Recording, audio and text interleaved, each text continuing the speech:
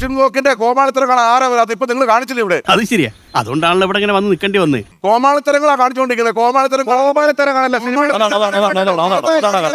എത്ര സമയം സംഘടന തുടങ്ങിയിട്ട്? കുറച്ചു നേരമായി. ഓ, ഞാൻ കുറച്ച് ലേറ്റ് ആയി പോയി. കോമാളി സിനിമ ചെയ്താൽ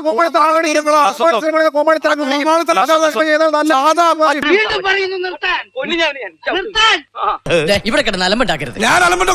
നിങ്ങൾക്ക് സിനിമയെ കുറിച്ച് ഒരു ചുക്കും അറിയില്ല. കോക്കിന് സിനിമയെ പറ്റി ഒരു ചുക്കും അറിയില്ല. ഷോട്ട് എന്താ അറിയില്ല, സംവിധാനം അറിയില്ല വെച്ചു. പക്ഷേ കോക്ക് റിവ്യൂ പറയാൻ പാടില്ല എന്ന് പറയാൻ അപ്പോഴും കഴിയില്ലെന്നേ. അതെങ്ങനെയാ അത് കോക്കിന്റെ അവകാശമാണ്. എടാ, നീ ശരിക്കും മണ്ടനാണോ അതോ മണ്ടനെ പോലെ അഭിനയിക്കാണോ? ശരിക്കും മണ്ടനാണ് സാർ. എനിക്ക് അപ്പോഴേ തോന്നി. ഞാൻ ചോദിക്കുന്നത് ഇപ്പൊ അശ്വന്ത് ഗോക്കിന്റെ പ്രീ പ്ലാൻഡ് ആവട്ടെ, അശ്വന്ത് ഗോക്ക് നേരത്തെ തീരുമാനിച്ചു എന്ന് തന്നെ ഇരിക്കട്ടെ. ബാന്ദ്ര സിനിമ ഗംഭീരമാണെങ്കിൽ അശ്വന്ത് ഗോക്ക് എന്ത് കോമാളി വേഷം കിട്ടിയാലും എങ്ങനെ വാദിക്കാനാണ്?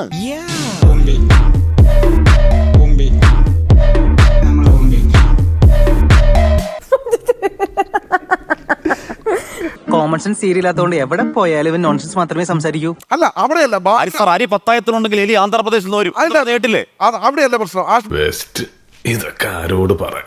സജി, ഇവിടെ ഏത് സിനിമ റിവ്യൂ ചെയ്യണം, എങ്ങനെ പറയണം, നല്ല സിനിമയെ മോശമായി പറയണോ എന്നൊക്കെ ഉള്ളത് അശ്വന്ത് ഗോക്കിന്റെ അവകാശമാണ്. അത് നിയമപരമായി തടയപ്പെട്ടുള്ള ഒരു സംഗതിയുമല്ല. അശ്വന്ത് ഗോക്ക് എന്ത് പറഞ്ഞാലും ഇല്ലെങ്കിലും സിനിമയ്ക്ക് നട്ടല്ലെങ്കിൽ സിനിമ പൊളിയും. ഈ പറഞ്ഞത് ന്യായം. സത്യം എന്ന് പറഞ്ഞാൽ ബ്രേക്ക് ഈവൻ ആവേണ്ട പടങ്ങൾ, റിവ്യൂ കൊണ്ട് പൊളിഞ്ഞു പോയ പടങ്ങൾ ഒരു 3 പടങ്ങൾ പേര് പറയത്തില്ല. കാരണം ഇയാളെന്താ ഒരുമാതിരി പിള്ളേരെ പോലെ.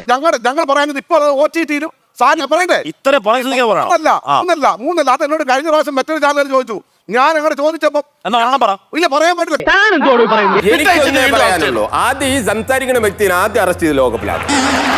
ഇത് ഭയങ്കര ഇടങ്ങേറായിട്ട് വരിക. കാരണം എന്താണെന്നറിയാമോ? എനിക്കിത് ഇഷ്ടമില്ല. ആ പടങ്ങൾ OTT-ലും സാറ്റലൈറ്റ് ഇപ്പൊ റേറ്റ് സംസാരിച്ചോണ്ടിരിക്കുക.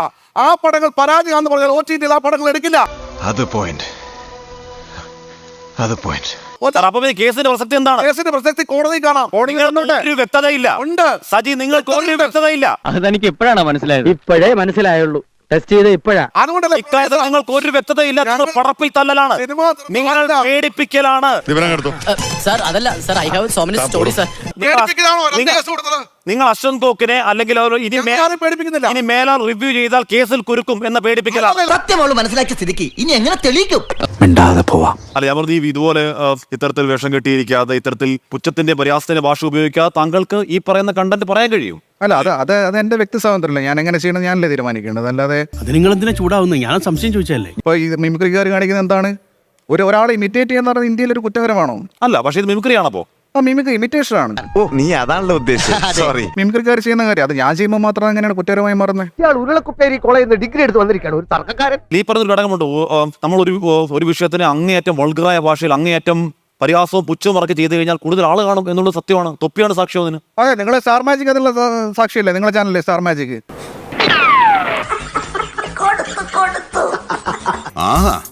ഇതിനെതിരെ ഞാൻ ശക്തമായിട്ട് ആഞ്ഞടിക്കടി. അതിനകത്ത് ഈ തങ്കച്ചനെ കാണിക്കുന്നത് എന്താണ്? ഇതുപോലത്തെ കാര്യങ്ങളല്ലേ കാണിക്കുന്നത്?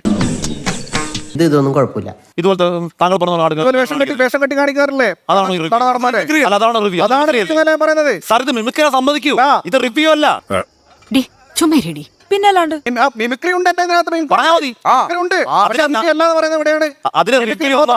അതിന് റിവ്യൂ ഒന്നോ അതിനെന്തോ മഹത്വവൽക്കരിക്കുന്ന മണ്ണാങ്കട്ടെന്ന് പറയേണ്ട കാര്യമില്ല. അത്രേ ഉള്ളൂ. ദിനേശിന് എന്താ ഒരു വിഷമം പോലെ?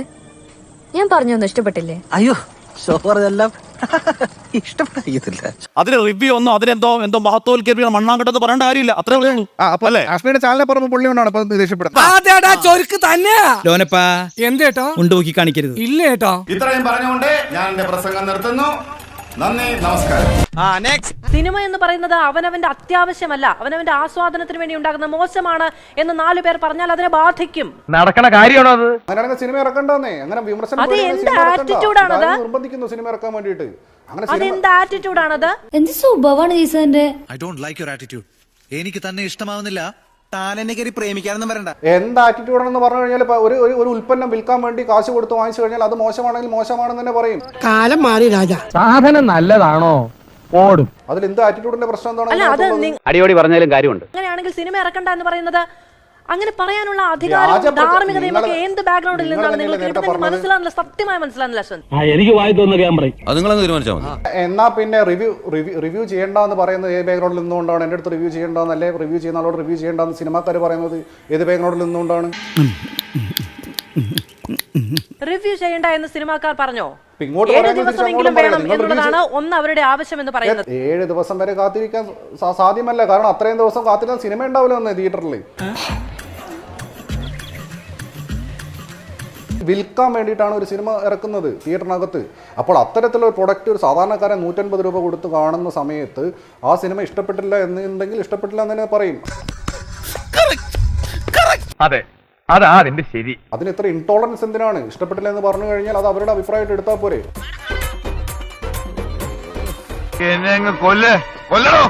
കോടതി പറഞ്ഞിട്ടുള്ള എന്താണ്? കോടതി സിനിമ റിവ്യൂ ചെയ്യരുത് എന്നല്ല പറഞ്ഞിട്ടുള്ളത്. കോടതി പറഞ്ഞു ബ്ലാക്ക് മെയിൽ ചെയ്യരുത്, പണം ആവശ്യപ്പെടരുത്. മനസ്സിലായോ? ഈ ഫക്രുദ്ദീൻ അലി പറഞ്ഞ പോലെ ഒരാഴ്ച സമയമെടുത്ത് വളരെ കാവ്യാത്മകമായിട്ട് വളരെ ഭൗതികമായിട്ടൊക്കെ റിവ്യൂ ചെയ്യുന്ന കാലഘട്ടം പോയി. ഇപ്പൊ എല്ലാം വളരെ ഇൻസ്റ്റന്റേനിയസ് ആണ്. ഇവനാണ് ശരിയല്ലല്ലോ. മാറിയ സാഹചര്യത്തിൽ ഇപ്പൊ നിങ്ങൾ തന്നെ ന്യൂസ് കൊടുക്കുന്നത് പണ്ട് ന്യൂസ് കൊടുത്ത പോലെ രാവിലെ മുതൽ രാത്രികളുടെ ന്യൂസ് ഒരുമിച്ചിരുന്ന് അരമണിക്കൂർ കൊണ്ട് വായിക്കുമല്ലോ. ഓരോ അവേഴ്സിലും ന്യൂസ് അല്ലേ പോയിക്കൊണ്ടിരിക്കുന്നത്. അതുപോലെ സിനിമ ഇറങ്ങി ഉടനടി തന്നെ റിവ്യൂ വരും. അല്ലാതെ 7 ദിവസം വെയിറ്റ് ചെയ്യാൻ ആളുകൾക്കും താല്പര്യമില്ല, ആർക്കും താല്പര്യമില്ല. പിന്നെ 7 ദിവസം കഴിഞ്ഞിട്ട് ഈ പറയുന്ന സിനിമകൾ അവിടെ കാണുകയില്ല. 10 പേര് സിനിമ കാണാൻ ഇല്ലാത്തതുകൊണ്ട് ടിക്കറ്റ് കിട്ടാതെ ഞാൻ എത്രയോ വട്ടം മടങ്ങിയിട്ടുണ്ട്. അതെന്തിനാടാ പന്നി ഇപ്പൊ പറഞ്ഞത്? അല്ല, പിന്നീട് വരെ അവസരം കിട്ടിയില്ലെങ്കിൽ. നിങ്ങളുടെ ചാനൽ ഉൾപ്പെടെ പല റിവ്യൂസും ഞാൻ കാണാറുണ്ട്. ഒരു വസ്തുവിന് കൊള്ളാത്ത സിനിമകളൊക്കെ ഉദാത്ത സിനിമയാണെന്ന് പറഞ്ഞ് കുത്തിയിരുന്ന് അരമണിക്കൂർ പറയുന്ന കാണാറുണ്ട്. അത് ഏത് അജണ്ടയുടെ ഭാഗമായിട്ട് പറയുന്നു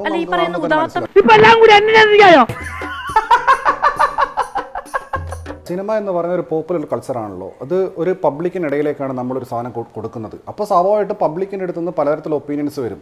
അതും കൂടെ ആക്സെപ്റ്റ് ചെയ്യാനുള്ള ഒരു മാനസിക നില ഉള്ളവരെ ഒരു ഇത്തരം മേഖലകൾ വരാൻ പാടുള്ളൂ. ഇല്ലെങ്കിൽ എത്രയോ മേഖലകൾ വേറെ ഉണ്ടല്ലോ. അയ്യോ അങ്ങനെ പറയില്ലേ. ഞങ്ങളോടുള്ള സമീപനത്തിന്റെ ശൈലി മാറണമെന്നാ പറഞ്ഞത്. പറ്റുന്ന മേഖലയല്ല സിനിമ എന്ന് പറയുന്നത്. സോഫ്റ്റ് മാനദണ്ഡം നിശ്ചയിക്കേണ്ടത് മാത്രമല്ല, സിനിമയ്ക്ക് തന്നെ പോപ്പുലർ സിനിമ എന്ന എക്സ്പെരിമെന്റൽ സിനിമ എന്ന അങ്ങനെ പല തലങ്ങളുണ്ട്. അങ്ങനെയാണെങ്കിൽ നിർബന്ധം പിടിക്കാൻ ഒരു കാര്യം ചോദിക്കട്ടെ, അങ്ങനെയാണെങ്കിൽ എന്നോട് എന്തിനാണ് ഇത്തരം ചോദ്യങ്ങൾ ചോദിക്കുന്നത്? ഇയാൾ ഉരുളക്കുപ്പേരി കോളേജിൽ നിന്ന് ഡിഗ്രി എടുത്ത് വന്നിരിക്കുകയാണ് ഒരു തർക്കക്കാരൻ. എന്നോട് എന്തിനാണ് ഇത്തരം ചോദ്യങ്ങൾ ചോദിക്കുന്നത്? ഇങ്ങനെ പറഞ്ഞാൽ പോരെ, അങ്ങനെ പറഞ്ഞാൽ പോരെ, 7 ദിവസം കഴിഞ്ഞിട്ട് പറഞ്ഞാൽ പോരെ, അങ്ങനെ നിങ്ങൾ എന്തിനാണ് വാശി പിടിക്കുന്നത്? ഇങ്ങനെയാണെങ്കിൽ ഞാൻ കളിക്കല്ലേ.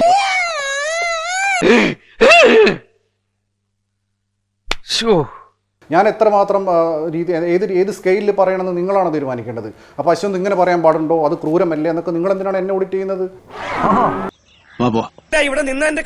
അങ്ങയുടെ ഈ രീതിയിലുള്ള സംസാരം പ്രശ്നം. അങ്ങനെയാണെങ്കിൽ അപ്പൊ അരിസ്റ്റോട്ടിൽ പറഞ്ഞ പോലെ ഒന്നും ചെയ്യാതിരിക്കുക. എന്തെങ്കിലും ചെയ്തു കഴിഞ്ഞാൽ വിമർശനം ഉണ്ടാവും. ഇല്ലെങ്കിൽ അങ്ങനെ ആരും അറിയാത്ത ജോലികൾ ചെയ്യാം, പബ്ലിക്കിനിടയിലേക്ക് വരാത്ത ജോലികൾ ചെയ്യാം. അശ്വന്ത് എന്തെങ്കിലും ചെയ്താൽ വിമർശനം ഉണ്ടാകുന്നവരെ ചെയ്യാതിരിക്കണോ? അതെന്താ എന്ന് ചോദിച്ചാ ഞാൻ അങ്ങനെ തന്നെ അത്ര തന്നെ. അല്ലാതെ വേറെ എന്ത് ചെയ്യാ? വിമർശനം ഉണ്ടാവുമല്ലോ. പബ്ലിക്കിനിടയിലേക്ക് ഒരു സാധനം നമ്മൾ ഇട്ട് കൊടുത്തു കഴിഞ്ഞാൽ പബ്ലിക് അതിന് പല അഭിപ്രായങ്ങൾ പറയും. എന്താ ശരിയല്ല അത് സ്വീകരിക്കാൻ അത് അക്സെപ്റ്റ് ചെയ്യാനും പറ്റുന്ന മാനസിക നില ഇല്ലാന്നുണ്ടെങ്കിൽ അത് ചെയ്യാതിരിക്കുന്നില്ലേ ഭേദം. കളിപ്പ അവന്റെ കയ്യിലാ, ഇടയിൽ കയറിയാലേ നമ്മളെ നാറും. ഇത്തരം എഫേർട്ട് എടുത്തുകൊണ്ട് സിനിമ നിർമ്മിക്കുന്നു, അതിന് എല്ലാ ആളുകൾക്കും പേയ്മെന്റ് കൊടുക്കുന്നു, ഒരു ബിസിനസ്സിലേക്ക് നമ്മൾ പണം ഇടുന്നു, ആ ഒരു പ്രൊഡക്റ്റായിട്ട് നമ്മൾ തിയേറ്ററിലേക്ക് വരുന്നു, ആളുകളിൽ നിന്ന് കാശ് തിരിച്ചു പിടിക്കാൻ വേണ്ടിയിട്ടാണല്ലോ ഇവർ പ്രൊമോഷൻ നടത്തുന്നതും പരസ്യം ചെയ്യുന്നതും ഇന്റർവ്യൂസ് കൊടുക്കുന്നതും ഓൺലൈൻ മീഡിയയെ ചാക്കിടുന്നൊക്കെ ഇതിനു വേണ്ടിയിട്ടാണല്ലോ.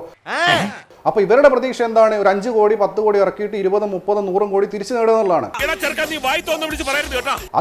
അത് കിട്ടാൻ വേണ്ടിയിട്ട് ഒരു സാധനം എടുക്കുന്ന സമയത്ത് ആ പ്രൊഡക്റ്റിന് ക്വാളിറ്റി ഇല്ലാതാവുന്ന സമയത്ത് സ്വാഭാവികമായിട്ടും അത് പരാജയപ്പെടുന്നു.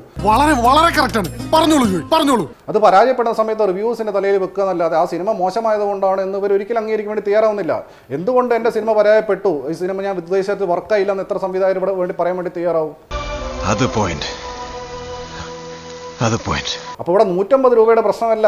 അടിയോടി എന്താ പറഞ്ഞുകൊണ്ട് വരുന്നത്? ഒരു സംഭവം നമ്മൾ പബ്ലിക്കിനിടയിലേക്ക് വിൽക്കാൻ വേണ്ടി കൊണ്ടുവരുന്ന സമയത്ത് സ്വാഭാവികമായിട്ട് അതിനെക്കുറിച്ചുള്ള ഫീഡ്ബാക്ക് ഉണ്ടാവും, റിവ്യൂസ് ഉണ്ടാവും.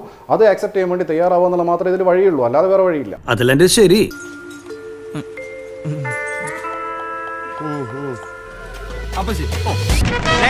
നമസ്കാരം, ഞാൻ മൃണാൾ. മൃണാളിന്റെ കേസിൽ ജോസിന് എന്തോ ഐഡിയ പറയാണ്ട്. എന്താ ജോസേ? ഞാൻ മനസ്സിലാക്കുന്നത് ആളുകൾക്ക് ഇറ്റ്സ് മോബ് സൈക്കോളജി. ഇദ്ദേഹം ഫുഡ് ബ്ലോഗറാണ്.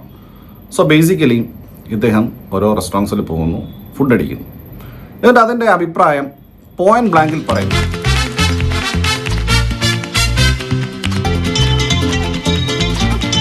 എന്താണ് അർത്ഥം വെച്ചുള്ള ഒരു ഇളി? കുറെ നേരം ആയല്ലോ. ഒന്നുമില്ല. ഫുഡ് ബ്ലോഗിങ്ങിലെ അശ്വൻ ഗോക്കായിട്ടാണ് മൃണാളിനെ ഞാൻ പേഴ്സണലി കാണുന്നത്. രക്തം രക്തത്തെ തിരിച്ചറിയുന്നു പറഞ്ഞു കേട്ടിട്ടില്ലേ? ഞാനും രവിയൊക്കെ ഒരേ വേവ് ലെങ്താ. അങ്ങനെയാണല്ലോ. അതായത് വെറുതെ ഷുഗർ കോട്ട് ചെയ്യലോ സുഖിപ്പിക്കലോ അല്ലെങ്കിൽ അവോയ്ഡ് ചെയ്ത് വിടലോ, അതായത് പറയേണ്ട കാര്യങ്ങൾ പറയുക. ജീവിതത്തിലെ വലിയൊരു തത്വം അപ്പച്ചനിപ്പോ പറഞ്ഞത് ഒന്ന് അനുഗ്രഹിച്ചേ. നിനക്ക് ഞാൻ വെച്ചിട്ടുണ്ടടാ കോവാല. അപ്പൊ ഇതിന്റെ വിഷയം എന്താണെന്ന് വെച്ച് കഴിഞ്ഞാൽ ഇതിന്റെ കോൺസെപ്റ്റ് മിക്ക ആൾക്കും മനസ്സിലായിട്ടില്ല. ആൾക്കാരിങ്ങനെ എന്തൊക്കെയോ ഇങ്ങനെ ആൾക്കാർ അവിടെ ഇവിടെ പറയുന്നു, ഇവിടെ ആരും പോയിട്ടില്ല. ഇവനെ തടയണ്ട, അയച്ചു വിട്ടേക്ക്. ഇവന് കിട്ടാനുള്ളത് നമ്മളായിട്ട് മുടക്കണ്ട.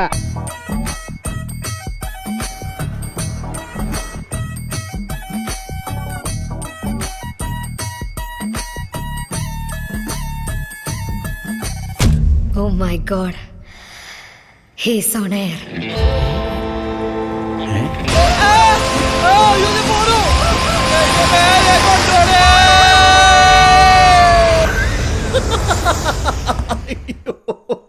ലൈഫ് തന്നെ ഒരു കോമഡി.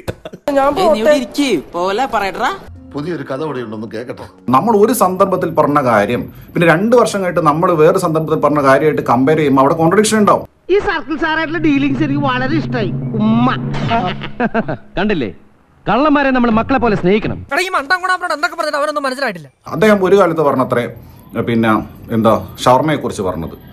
അന്ന് അദ്ദേഹത്തിന് അതാണ് ഫീൽ ചെയ്തത്. ഷവർമയുടെ ക്വാളിറ്റിയെ കുറിച്ച് സംസാരിച്ചോ. പിന്നെ 50 രൂപയുടെ ഷവർമ കഴിച്ചപ്പോൾ അദ്ദേഹത്തിന് സ്വാഭാവികമായിട്ടും അത് ബെറ്റർ ആയി തോന്നിയിട്ടുണ്ടാവും.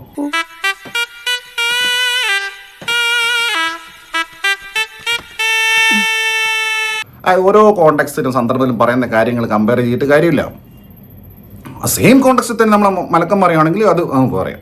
ആണല്ലോ, അതൊന്നും അതിനോട് പറഞ്ഞോട്. നീ കൂടുതൽ വിശദീകരിച്ച് നാറാൻ നിൽക്കണ്ട. ഇതെന്താ പറയുന്നത്, സന്തോഷ് പണ്ഡിറ്റ് പറഞ്ഞ പോലെ പുതിയ മനസ്സുള്ള ആളുകൾ സൗകര്യം പോയി കഴിച്ചാൽ മതിയെന്നേ.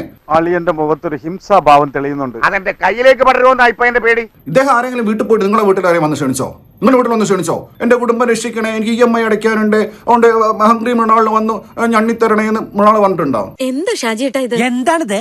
ആൾക്കാർക്ക് എന്ത് സൂക്കടാ, വെറുതെ ഇതാ പറഞ്ഞേ, ഇദ്ദേഹത്തെ കണ്ടുകൂടാ. നിന്റെ കയ്യിലിരിപ്പതായിരുന്നല്ലോ. ഞാൻ നാളെ ഒരു സിനിമ എടുക്കുകയാണെങ്കിൽ അതിന്റെ അവസ്ഥ എനിക്കറിയാം. പടം പൊട്ടും. അപ്പോൾ നമ്മൾ കുറേ കാലം വിമർശിച്ചു നടന്ന ആളൊരു സാധനം തുടങ്ങുന്ന സമയത്ത് സ്വാഭാവികമായിട്ടും വിമർശനം വരും. മനോഹരം, ഗംഭീരം. അനന്തേട്ടാ, അളിയന്റെ കയ്യിൽ നിന്ന് ഇതുപോലെ ഒരുപാട് തത്വങ്ങൾ എനിക്ക് പഠിക്കാനുണ്ട്. നിങ്ങളുടെ സൗകര്യം കണ്ടാൽ മതിയെന്നേ, അല്ലെ നിങ്ങളുടെ സൗകര്യം വന്ന് കഴിച്ചാൽ മതിയെന്നേ.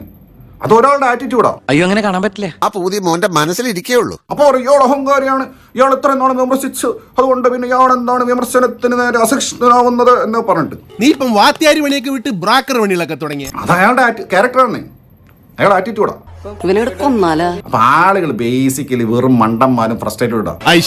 ആശാനെ ദോശ തന്നില്ലെങ്കിലും ആശാൻ അത് മാത്രം പറയരുത്. ഇവർക്ക് ഇങ്ങനെ ഇരുന്ന് ഇനി നിങ്ങൾക്ക് മൃണാൾദാസിനെ എതിർക്കണം, അദ്ദേഹത്തിനെതിരെ പ്രതിഷേധം ഉണ്ടെങ്കിൽ നിങ്ങൾ അവിടെ പോയി കഴിക്കണ്ടെന്നേ, പ്രശ്നം തീർന്നില്ലേ?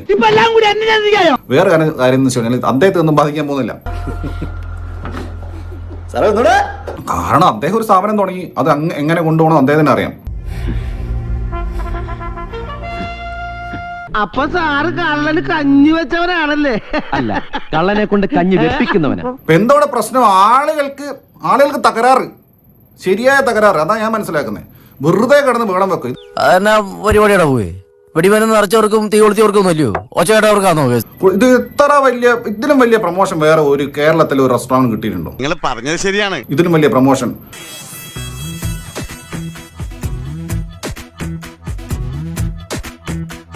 അന്ത അളവൊക്കെ എത്തിച്ച് അത് നന്നായിട്ട് യൂസ് ചെയ്യാൻ മൃണാളിനും അറിയാം. കാരണം ഇല്ലേ, പുള്ളി ഇപ്പൊ ഇന്റർവ്യൂ കൊടുക്കേണ്ട ആവശ്യമില്ലല്ലോ. ആണോ? ചാനലിലെ വണ്ടി വരുമോ? നമ്മുടെ വണ്ടി തന്നെ പോകണം. നമ്മുടെ കാര്യമില്ല, നടക്കട്ടെ.